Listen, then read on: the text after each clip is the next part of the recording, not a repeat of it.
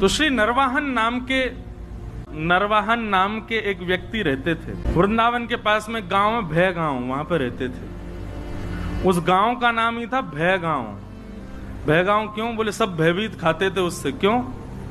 निर्वाहन जी इतने क्रूर थे।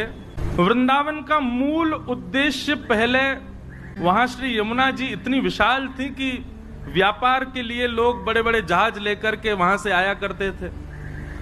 आगरा जाते, आगरा दिल्ली को जोड़ने वाली श्री यमुना जी थी, तो व्यापारी लोगों के लिए मार्ग था। वृंदावन तो महाराज क्या बताएं, अब कहने में थोड़ा आज संकुचित होता, पर डकैतों का गढ़ था। वहां पे सब लूट मार करने वाले बैठे रहते, और जब कभी भी जहाज यमुना जी में होके निकलते तो विशेष रूप से नरवाहन, इसकी पूरी गैंग थी, बड़े महाराज खूब सारे लोग थे, आते जाते जहाजों को अर्धरात्रि में कैसे भी करके और पकड़ लेता और उनसे कर वसूलता। कर तो लेता ही, ऊपर से कुछ ना कुछ लूट मार भी कर लेता। इसलिए सब लोग डरते थे यमुना जी के मार्ग से, दिन दिन में ही निकल जाओ, कहीं रात हो गई तो नरवाहन पकड़ लेगा। ऐसा नरवाहन। तो जब श्री महाप्रभु जी राधा वल्लभ लाल जी को लेकर के वृंदावन में आए, तो वर्णन आता है कि आत्मदेव ब्राह्मण जिसकी 2 कन्या थी, उसने खूब धन संपत्ति देकर के भेजा। साज सज्जे, ऐसे सुंदर सुंदर श्रृंगार, ऐसे सुंदर सुंदर सोने चांदी मणि आदि के मुकुट। और फिर ऐसा भी भाव है, जो महाप्रभु जी की प्रथम पत्नी थी रुक्मणी बाई, जिनसे पहले ब्याह हुआ था, रुक्मणी बाई जी और महाप्रभु जी के बड़े प्रथम पुत्र श्री वनचंद्र जी, आप दोनों भी नवरंगी लाल जी की सेवा छोटे बालक को देकर के, गोपीनाथ जी को देकर के, आप भी देवबंद से वृंदावन आ गए थे। महाप्रभु जी ने ही कहा होगा कि भाई अब यहां सेवा का विस्तार है, आप लोग भी आ जाओ। तो वे भी जब आई तो खूब सारा धन संपन्न लेकर के आई अपने साथ में, धन संपदा। तो वृंदावन के आसपास के गांव में जो ब्रजवासी रहते थे, सब आते थे, अरे भैया नयो नयो लाला आयो, नयो नयो ठाकुर जी आयो, हमारे वृंदावन में सब दर्शन करने आते। तो सब लोग आते दर्शन करने। कुछ ब्रजवासियों के चित्त में चिंता प्रकट हुई और उन्होंने महाप्रभु जी से कहा, भगवान बड़ा सौभाग्य है कि आप वृंदावन में ठाकुर जी को लेके पधारे हो, पर भगवान यहाँ एक नरवाहन नाम का डाकू रहता है। आपके ठाकुर जी इतने साज सज्जे में विराजते हैं, इतनी संपत्ति और इतने सोने चांदी सब आप लेकर के आए हो, हमें तो भय लगता है कि कोई घर तो है नहीं, कुटिया तो है नहीं, मंदिर तो है नहीं, आप ऐसे ही कुंज निकुंजों में ही रहते हो, और इतनी सारी संपत्ति आपके साथ में आई है, इतने सोने चांदी हीरे जवाहरात सब आए हैं, कहीं अगर उसने आकर के डकैती डाल दी तो बड़ी दिक्कत हो जाएगी। महाप्रभु जी बोले, तो क्या करें, क्या चाहते हैं आप लोग? और हमारा भाव यह है कि एक बार आप उससे मिल लीजिए, नरवाहन से मिल लीजिए, और वहां जाकर के थोड़ा बहुत कुछ दे दीजिएगा उसको, उससे थोड़ी मैत्री जैसी, थोड़ा प्रेम भाव हो जाएगा, तो वो कम से कम ठाकुर जी की सामग्रियों को स्पर्श ना करे। महाप्रभु जी तो अष्टयाम में इतने व्यस्त रहते थे, हम लोग विचार करते हैं 2 समय के भोजन ठाकुर जी को पधराना, उसके लिए भी कितनी योजना बनाते हैं। पर श्री हितरिवंश महाप्रभु जी ने राधा वल्लभ जी को वृंदावन में विराजमान करके अगले दिन से ही अष्टयाम प्रारंभ कर दी। 8 याम सेवा चलती राधा वल्लभ जी की। ये भी विचार नहीं कि मंदिर नहीं है, व्यवस्था नहीं है, रसोई नहीं है, खुले में ही सब व्यवस्थित करके अष्टयाम सेवा हो ठाकुर जी की। ब्रजवासी सब संत भी आ गए, सबने कहा कि बोले नहीं, ये निर्णय उचित है, आप नरवाहन से एक बार मिल लीजिए। महाप्रभु जी ने कह दिया, इनको निहारने के बाद, इनसे मिलने के बाद किसी और से मिलना पड़ेगा, हम नहीं जाएंगे। जब ये मिल गए तो अब और किससे क्या मिलना और किसी से भय क्या खाना? ठाकुर जी हैं साथ में, राधा वल्लभ जी, इन पर भरोसा नहीं है हमें, सब मंगल करेंगे, हम नहीं मिलेंगे किसी से, हम तो सेवा से फुर्सत नहीं, हमको यहीं रहेंगे। खूब प्रयास किया, खूब सबने समझाया, पर महाप्रभु जी नहीं गए। नरवाहन को किसी ने जाकर के ये बात बताई। बोले ऐसे ऐसे ठाकुर जी आए हैं। और ठाकुर जी आए ये बड़ी बात नहीं है, ठाकुर जी के संग में खूब सारा सोना चांदी जवाहरात और महाराज खजाना आया है भर के। बोले अच्छा, और कहां पर? बोले वृंदावन में, वृंदावन में विराजते हैं। किसी ने यह भी कहा कि जो आचार्य उनको लेकर के आए ठाकुर जी को, उनसे किसी ने प्रस्ताव रखा कि वो आपके पास आके आपसे मिल लें, पर उन्होंने वह भी ठकरा दिया। बोले कि कौन नरवाहन, हम किसी से नहीं मिलेंगे। अब तो नरवाहन को चोट लगी। बोले अच्छा, हमसे मिलने से मना कर दिया? बोले हाँ। कहां पर है? बोले ऊंची ठौर मदनटेर, थोड़े ऊंचा टीला सा था, उस पर विराजते थे ठाकुर जी।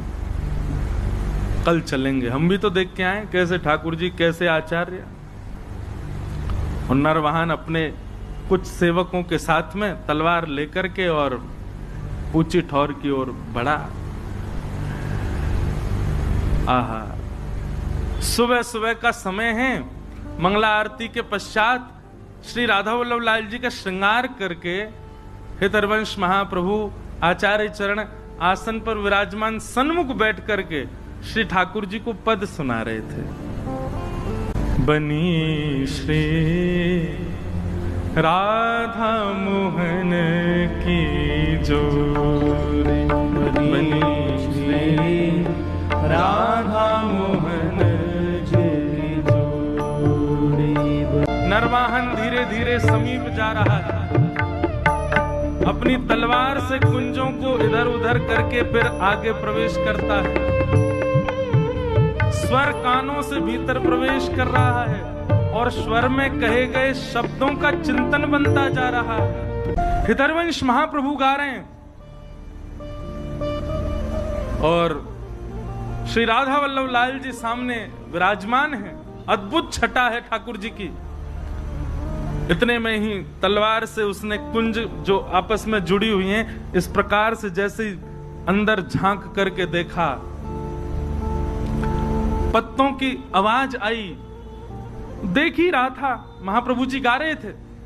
नरवाहन ने जैसे ही तलवार से लता गुल्मों को दूर किया और भीतर झांकने लगा, तो पत्तों की आवाज से महाप्रभु जी ने गाते गाते बस इस प्रकार से पीछे देखा। जैसे कई बार आपने अनुभव किया, कोई पीछे आ जाए तो आप पूरे नहीं मुड़ के केवल इतने ही मुड़ते हो, इतने ही मुड़े और आंखों को घुमाते हो देखने के लिए कौन है पीछे।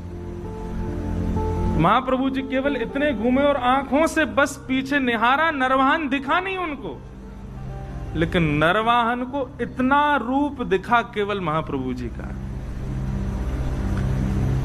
हरिवंश महाप्रभु का इतना मुख देखते ही उसके तो हाथ कंपायमान होने लगे, उसके तो नेत्रों से अश्रुधार गिरने लगे।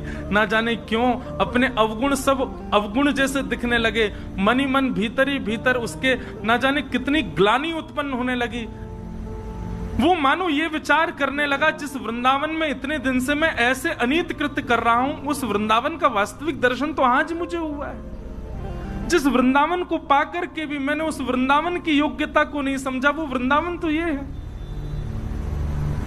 नीचे आचार्य का आधा मुख और पीछे ठाकुर जी का संपूर्ण अंग, इन दोनों का एक साथ दर्शन नरवाहन को हुआ। और केवल दर्शन मात्र से हाथ कांपने लगे, पैर कांपने लगे, स्थिति ऐसी हो गई रुक ही नहीं पा रहा था। वहां दौड़ा नीचे, पीछे सब उसके जो सेवक गए थे साथ में वो भी दौड़े। क्या हुआ क्या हुआ, अब तो स्थिति बस कुछ समझ ही नहीं आ रहा है क्या स्थिति है। नरवाहन ने भले ही वृंदावन से डकैती करी हो, पर करी तो वृंदावन में।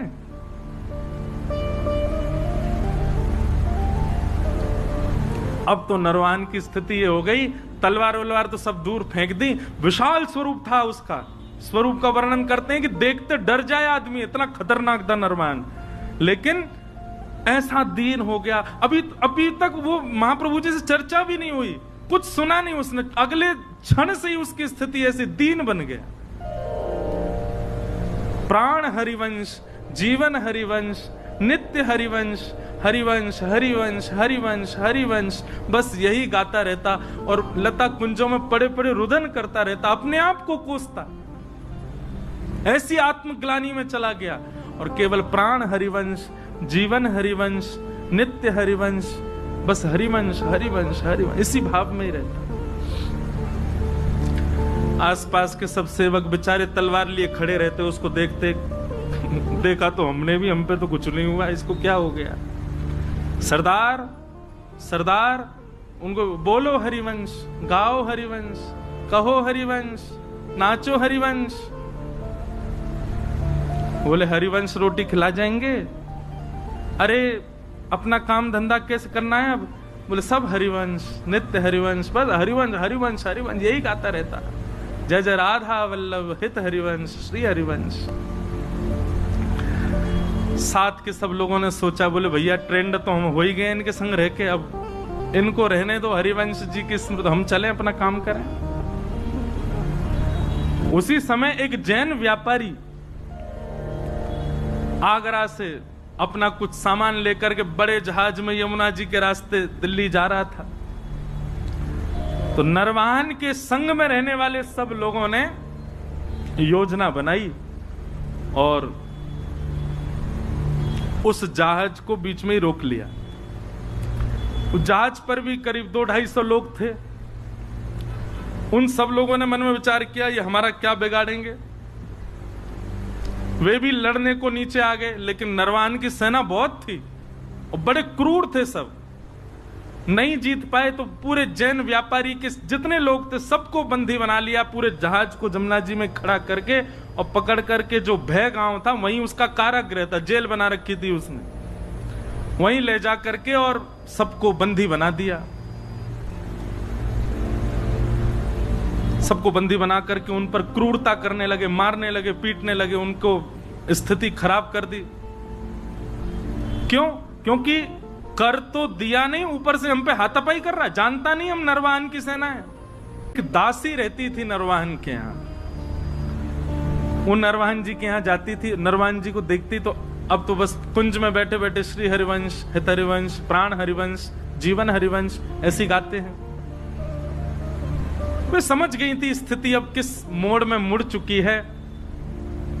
वे जाती थी और हरिवंश जी का दर्शन और श्री राधा वल्लभ जी का दर्शन करके आती थी, तो वहां कुछ वैष्णव मिलकर के जय जय राधा वल्लभ हित हरिवंश कीर्तन करते थे। भय गांव में जिस कारागृह में सबको बंदी बनाया हुआ था, दासी वहां गई और वहां जाकर के देखा वो जैन व्यापारी बेचारा रो रहा था, मेरे छोटे छोटे बच्चे हैं, मेरा परिवार है, मैं तुमको कर दे दिया, सब ले लो, मेरा जहाज भी अपने पास रख लो, मुझे मुक्त कर दो। लेकिन वे लोग तो इतने क्रूर, तूने हम पे हमला किया क्यों? इसी बात से उसको मार रहे थे। रात्रि का समय हुआ, सब सो गए, तो वो दासी उस जैन व्यापारी के पास गई और उससे बोली, सुनो, अर्धरात्रि का समय है, मैं जैसे ही चली जाऊं यहां से, उसके बाद जोर जोर से जय जय राधा वल्लभ हित हरिवंश, जय जय राधा वल्लभ श्री हरिवंश, जय जय राधा वल्लभ श्री, इसका उद्घोष करना और सब मिलकर के एक साथ करना। और सुनो, कोई आकर के तुमसे पूछे ये क्या गा रहे हो, किसका नाम बोल रहे हो, तो कह देना हमारे इष्ट राधा वल्लभ हैं और हमारे गुरु हरिवंश जी हैं। और ध्यान रहे, जितनी ताकत तुम्हारे पास है उतनी ताकत से गाना। उसकी योजना ये थी कि आवाज नरवाहन को सुनाई दे। कारागृह में बंदी बने हुए जो सब व्यापारी थे, उस दासी के जाति सब चिल्लाने लगे, जय जय राधा वल्लभ हित हरिवंश, जय जय राधा वल्लभ श्री हरिवंश, जय जय राधा वल्लभ हित हरिवंश। आहा, ये स्वर सुनते ही मानो नरवाहन की स्थिति तो ऐसी हो गई कि जैसे प्यासे को जल पिला दिया हो, भूखे को पानी पिला दिया हो, जिसको नींद आ रही है उसको बिस्तर दे दिया हो, जिसको अत्यंत सुख की कामना हो, जिस सुख की कामना हो वो सुख दे दिया हो। नरवाहन तो आनंदित हो गए, आनंदित होकर के उठ करके ढूंढने लगे कहां से आ रहा है स्वर। सुनते सुनते जैसे ही पहुंचो, अपने ही कारागृह में पहुंच गए। कारागृह के भीतर जाकर के देखा तो सब बंदी बने हुए हैं, वही गा रहे हैं, जय जय राधा वल्लभ हित हरिवंश, जय जय राधा वल्लभ श्री हरिवंश। नरवाहन ने जाकर, अरे भैया सुनो, कौन हो तुम लोग और ये क्या गा रहे हो?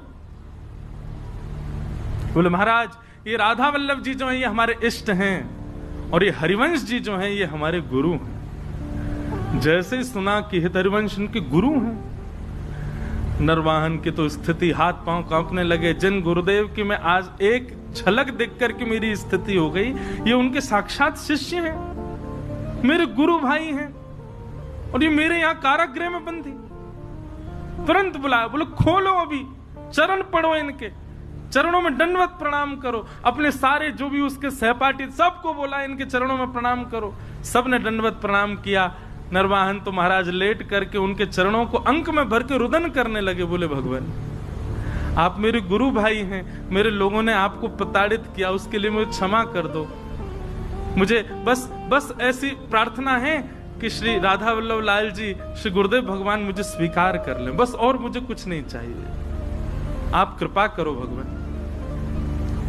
और ऐसा कहते हुए उन व्यापारियों को छोड़ दिया। जैन व्यापारी मन में विचार करने लगा, तो कौन है ये राधा वल्लभ, कौन है हितरिवंश, जानता ही नहीं है, वो मुक्त हो गए उनके नाम से। भाई जिनकी वजह से जीवन मिला, एक बार देख तो चले उनको। पूछते पूछते पहुंच गए ऊंची ठौर, श्री राधा वल्लभ लाल जी का दर्शन किया। पूछने लगे, बोले भगवान वो हरिवंश जी कहाँ हैं? बोले वो वहां बैठे कुंज में। गए, जाकर के प्रणाम किया, सब अपनी बात बताई। मैं तो एक व्यापारी था महाराज, यहाँ से निकल रहा था, लूट लिया लोगों ने। दासी ने रात में आकर के मुझे बताया ऐसा ऐसा गाओ, पूछे तो कह देना इष्ट राधा वल्लभ गुरु हरिवंश। हमने तो बता दिया। एक तगड़ा सा आदमी, बड़ा विशाल विकराल उसका स्वरूप, महाराज दिल्ली तक लोग कांपते हैं उसके नाम से। हरिवंश महाप्रभु बोले क्या नाम है उसका? बोले नरवाहन। बोले अच्छा नरवाहन, नाम तो जानते थे महाप्रभु जी भी। बोले बड़ा डकैत है। बोले महाराज उसने जैसे ही आपका नाम सुना नतमस्तक हो गया, राधा वल्लभ जी का नाम सुना रुदन करने लगा, चरणों में गिर करके खूब उसने प्रार्थना करी।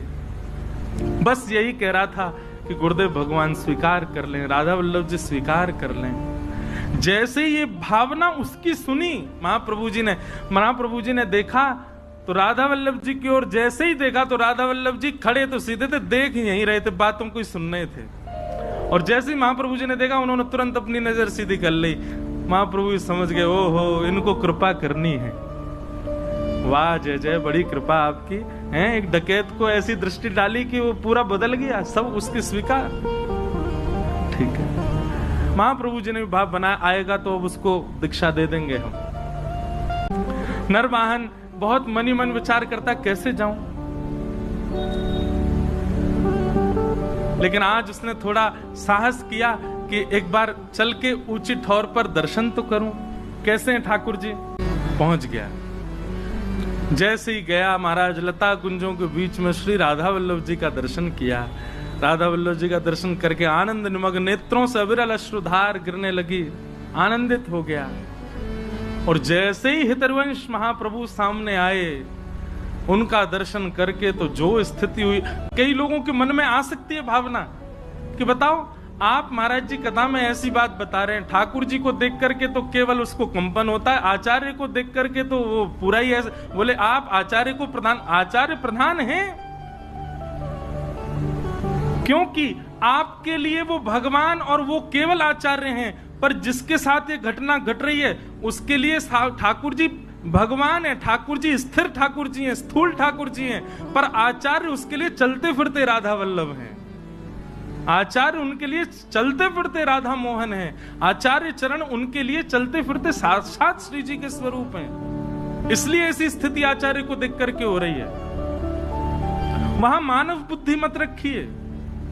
हरिवंश महाप्रभु आए, नरवाहन को देखा, देखते ही अपने हृदय से लगा लिया, हृदय से लगाया, हृदय से लगा करके और फिर राधा वल्लभ जी का दर्शन कराया। निहारो इनको, भाव से निहारो। क्या अनुभव हो रहा है नरवाहन?